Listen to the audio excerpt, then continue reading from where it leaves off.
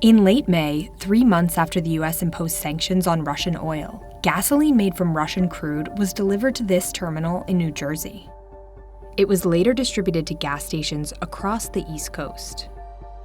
It came from this refinery in Italy owned by Russian oil giant Lukoil.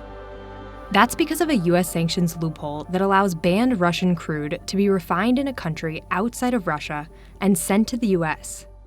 We tracked ships, pieced together months of commodity data, shipping documents, and satellite imagery to reveal how Russia's second largest oil and gas company, Lukoil, is sending Russian oil refined in Italy to companies like Exxon in the United States without violating sanctions.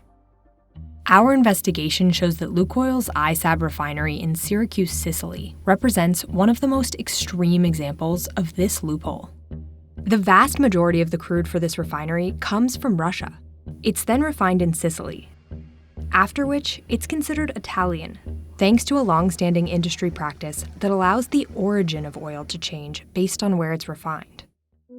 The US launched sanctions against Russia as punishment for invading Ukraine in late February, banning imports of Russian oil and oil products, as well as blacklisting Russian oligarchs and companies the US says are close to President Putin. Unlike Russia's largest state-owned oil and gas company, Rosneft, Lukoil was not sanctioned. Lukoil still has a presence in the US and distributes oil products to 11 states, according to the company's website. The only reason it can sell Russian oil into the US is because it stops at the refinery in Sicily on its way here. Lukoil's refinery in Sicily is the second largest in Italy and the fifth largest in Europe. Before the war, it brought in and blended crude oil from at least 15 different countries, with an average of 30% coming from Russia. Now, the overwhelming majority of it comes from Russia because European banks stopped lending money to the ISAB refinery after Russia invaded Ukraine. As a result, the Lukoil refinery was no longer able to buy crude from other countries. Since April, as much as 93% of its feedstock is pure Russian crude. The rest is a Russian-Kazakh blend, or Kazakh, according to data from commodity tracking firm Vortexa. All of the crude came from Russian ports, with the most coming from Primorsk. We see a shipment loading there in this satellite image from late March. The vessel here is the SCF Baltica, a tanker belonging to Russia's largest state-owned shipping company, Sovcomflot, a company sanctioned by the US. Sovcomflot did not respond to a request for comment. We see the same ship again a few weeks later, delivering that oil to the refinery in Sicily.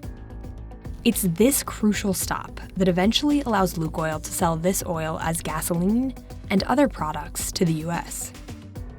A spokeswoman for the US Department of the Treasury, which administers and enforces sanctions, declined to comment.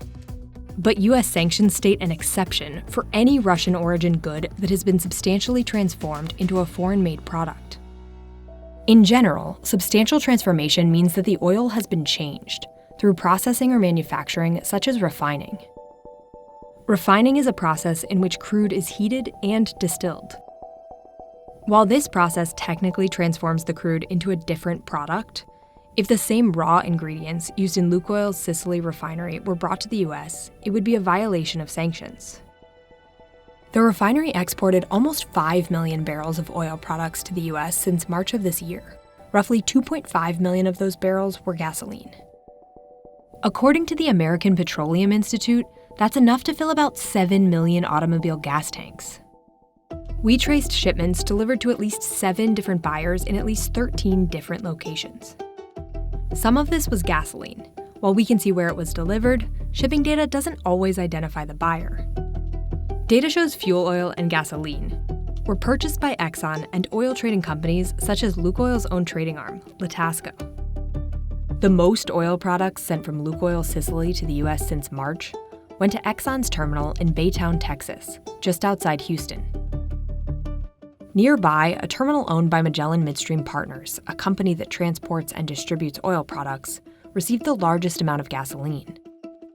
A spokesperson for Magellan said although they received the shipment, they were not the buyer, and shipping data does not list one.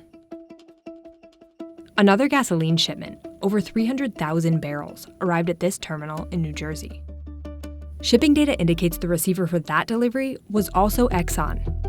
A spokeswoman from Exxon said ExxonMobil is complying with all sanctions, and that deliveries it received are certified products of Italian origin. Lukoil did not respond to multiple requests for comment. Though shipments like these from Lukoil's Sicily refinery may represent only a fraction of U.S. oil imports, they reveal how difficult it is to track and eliminate Russian oil in the U.S. supply chain. The Lukoil refinery in Sicily will be forced to stop importing Russian crude and may have to close when European sanctions banning it come into effect on December 5th. In the meantime, at a number of gas stations across the U.S., Americans are filling up their vehicles, paying for fuel that in part adds to Russia's profits.